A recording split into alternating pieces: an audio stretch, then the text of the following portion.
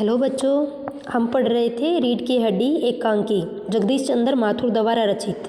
हमने इसमें जाना कि गोपाल प्रसाद और शंकर उमा को देखने के लिए घर आते हैं। इधर रामस्वरूप और गोपाल प्रसाद के बीच में बहस होती है अपने ज़माने को लेकर। अपने ज़माने की वो तारीफ़ करते हैं और इसी बीच उनके बीच में विवाह की बातचीत चल रही है।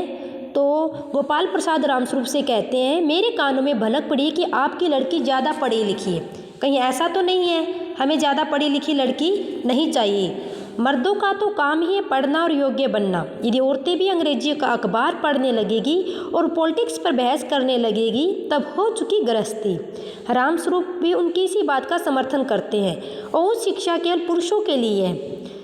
अब लड़कों द्वारा क्या होता है? उमा को देखना। अब उमा वहाँ पे आती है। उमा तरस्तरी में पान लेकर उन लोगों के सामने आती है।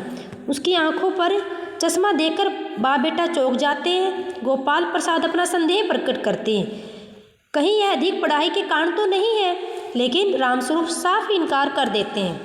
गोपाल प्रसाद को उमा की चाल ढाल और चेहरे की छवि पसंद आ जाती है। उमा सितार बजाती है और मीरा का भजन गाती है। इसी बीच उसकी आंखें शंकर की झेपती हुई आंखों से मिल जाती है। झुकी हुई नज़रों से उसकी आंखें शंकर से मिल जाती है। वह गाते गाते अचानक रुक जाती है। क्यों? क्योंकि उसको शंकर पहचान में आ जाता है। उसके पिता रामस्वरूप पेंटिंग, सिलाई, कढ़ाई आदि में उसकी निपुणता के बारे में बताते हैं। अब गोपाल प्रसाद उमा से पूछते हैं, क्या तुमने कुछ इनाम भी जीते हैं? उमा चुप रहती है। रामस्वरूप ज़्यादा जोर डालते अपनी बेटी पर तो वह दृढ़ स्वर में, मजबूत स्वर में कहती है, मैं क्या कहूँ, लड़की को तो उस कुर्सी मेज की तरह खरीदार को दिखा दिया जाता है। उसकी इच्छा अनिच्छा के बारे में कुछ पूछा ही नहीं जाता। मीन्स यहाँ उमा कहना चाहती है कि जब कोई खरीदार दुकान में आता है तो कुर्सी से नहीं पूछता कि तुझे मेरे साथ चलना या नहीं चलना, बस उसका मोल भाव किया जाता है। इसी तरह लड़की के विवाह में उसकी कोई इच्छा नहीं पूछी जाती, सिर्फ उसको दिखाकर सामने वाले के साथ भेज दिया जाता है विवाह करके। क्या लड़कियों की दिल नहीं होता? उनके हृदय में ठेस नहीं पहुँचती? लड़कों के बारे में क्यों नहीं पूछा जाता? क्या साहबजादे यानी कि शंकर लड़कियों के हॉस्टल? अब ये कौन कहती है? उमा कह रही है। किससे? गोपाल प्रसाद से ये सारी बातें वो कह रही है।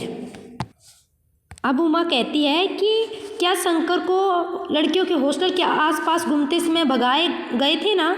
क्या उसको याद नहीं है बातें? नौकरानी के पैर पकड़कर उन्होंने अपना मुंह छिपाकर वहाँ से भागे थे। मैंने भी बीए पास किया है, कोई पाप नहीं किया। मुझे अपनी इज्जत, अपने मान का ख्याल है। ये सब सुनकर लड़के वाले चौंक जाते हैं, गोपाल प्रसाद और उनका बेटा शंकर। अब लड़के वालों का वहाँ से पलायन होता है, यानी कि चले जाना। किस प्रकार? गोपाल प्रसाद क्रोधित हो जाते हैं और रामस्वरूप से कहते हैं, आपने हमारे साथ धोखा किया है। बीए पास लड़की को मैट्रिक तक पढ़ी लिखी बता, मैं चलता हूँ। बाप बेटा दरवाजे की ओर बढ़ते हैं। उमा कहती है कि घर जाकर पता लगाइएगा कि आपके लाडले बेटे की रीढ़ की हड्डी है भी या नहीं। यही बैकबोन है, यानी कि बैकबोन है। कौन है? शंकर, जो झुककर चलता है। और वो एक बार लड़कियों के हॉस्टल के पास पकड़ा भी गया था और नौकरानी के पैरों में पड़कर उसने माफ़ी मांगी थी। गोपाल प्रसाद के चेहरे पर बेबसी भरा क्रोध भी है और उनके लड़की के चेहरे पर रुआसापन आ गया है। दोनों बाहर चले जाते हैं। उमा रोने लगती है। तभी उनका नौकर सेवक है, अंत में वो आता है जिसको बाजार से कुछ सामान लाने के लिए भेजा जाता है। तो इस प्रकार बच्चों, हमने इस एकांकी में जाना आज की समस्या पर है, जिसमें लड़के लड़कियों को एक समान नहीं समझा जाता, जो समाज में समस्या है। लेकिन काफ़ी हद तक इस समस्या पर निजात पाया जा चुका है। आज लड़का लड़की एक समान है, दोनों को एक साथ शिक्षा दी जाती है, दोनों को समान अधिकार दिए जाते हैं और दोनों को अपना जीवन साथी चुनने की भी छूट होती है। और अपने जीवन में अपने लक्ष्य तक, अपने उद्देश्य तक पहुंचने के लिए उनको समान साधन उपलब्ध कराए जाते हैं। तो हमने जाना रीढ़ की हड्डी एकांकी जगदीश चंद्र माथुर के द्वारा। आशा है आपको आज की एकांकी समझ में आई होगी।